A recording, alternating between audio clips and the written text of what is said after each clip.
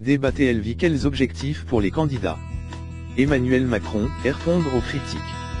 En dynamique dans les sondages d'intention de vote, Emmanuel Macron devrait être la cible de ses adversaires. À droite comme gauche. L'enjeu pour le candidat d'En Marche sera donc de rester calme et de parvenir dérouler son programme. Surtout que c'est une première pour l'ancien ministre qui n'a jamais participé à un tel débat. Il sera percutant, précis, concis sur le fond, assure sa porte-parole Laurence AM sur BFM TV.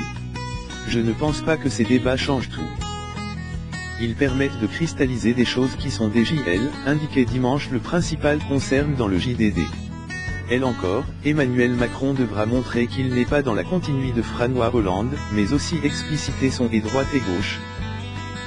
L'idée est de se situer au-dessus de la MLE, assume un conseiller du candidat. Tout l'enjeu pour lui est de solidifier son lectorat, de renforcer son image. Il doit montrer aux téléspectateurs qu'il est sérieux et crédible, analyse FR d'Éric Dabi, directeur général adjoint de l'IFOP, joint par le JDD. Marine Le Pen, briser le plafond de verre. Elle aussi devrait être la cible de ses concurrents. Mais Marine Le Pen va profiter de ce débat TLV pour tenter de montrer aux Fran et la crédibilité de son programme et essayer de briser le plafond de verre que le Front National a jusqu'elle connu lors des dernières élections. Le simple fait d'apparaître au milieu de cet arropage va contribuer à asseoir son statut de présidentiable, estime son entourage dans Le Parisien. Elle devra quand même faire face aux attaques des autres candidats, qui ne se priveront certainement pas de lui demander des précisions sur son projet économique, son point faible. Les cibles privilégiées de Marine Le Pen seront Emmanuel Macron, avec qui elle est dans un mouchoir de poche, et François Fillon. Comment? En affirmant notamment qu'ils sont les candidats qui n'ont rien su régler des problèmes de la France puisqu'ils ont gouverné au cours des deux précédents quinquennats. François Fillon, restaurer son image. Les débats de la primaire de la droite en novembre lui avaient été réussis. François Fillon, qui avait alors conclu sa campagne de terrain, devra renouveler l'exercice. Sauf que la situation est différente, son image a largement péti des affaires RVL ces dernières semaines. Son slogan initial « Le courage de la VRI » vient d'ailleurs d'être remplacé par une volonté pour la France. L'enjeu pour le candidat des Républicains, qui s'est mis au vert en fin de semaine dans la Sarthe, sera donc de parvenir à reparler du fond. Mais l'ombre de la justice ne sera jamais loin pour celui qui a récemment été mis en examen. Et son costume du soir attirera certainement les regards. François Fillon, actuellement troisième homme dans les sondages, devra faire revenir l'électorat de droite. Celui qui est parti vers Marine Le Pen, mais aussi celui TENT par Emmanuel Macron. Un jeu d'équilibriste. C'est sans doute le candidat qui a le plus perdre dans ce débat, estime le sondeur FR d'Éric Dabi.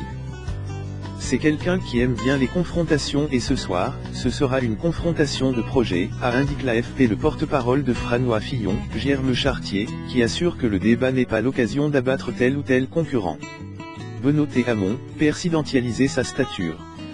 Comme François Fillon, Benoît Hamon sera aussi contraint de jouer l'équilibriste. À gauche cette fois, entre l'électorat de Jean-Luc Mélenchon et celui parti chez Emmanuel Macron.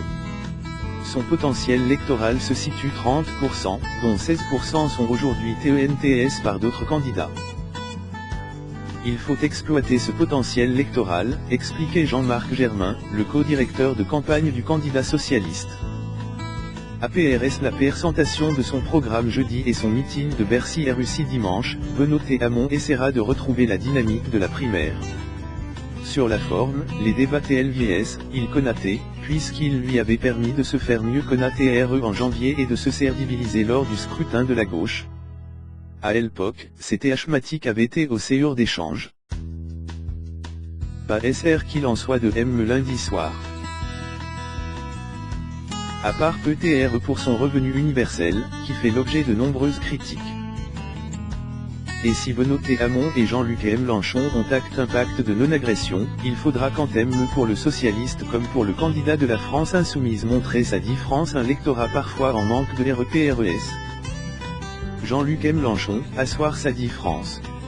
Jean-Luc Mélenchon et Benoît Hamon sont au coude-coude dans les sondages. Il faudra donc que le candidat de la France insoumise parvienne prendre l'ascendant sur son premier rival gauche. Mais nul doute qu'il cherchera également à aller plus loin, notamment pour marquer sa différence avec Marine Le Pen, alors que des liens sont parfois faits entre ces deux candidats. Il y a entre eux un fosse qui s'appelle Elgali humaine, explique Jean-Luc Mélenchon face aux Elves de l'émission présidentielle, candidat au tableau. Diffus dimanche soir sur C8. Il faut qu'il ne se laisse pas marcher sur les pieds et qu'il soit pédagogue, indiquait au JDD Sophia Chikirou, sa directrice de campagne, au lendemain de sa marche du 18 mars. Les qualités de tribun de Jean-Luc Mélenchon ne sont plus prouvés. Lundi soir, il faudra être clair et concis. Chake candidat discussier d 2 minutes quarter pondre question that ils further interpelpartier d 1 minute 30. Jean-Luc Sirabon, il de l'habitude d'un rôle prédentiaire au Parlement européen.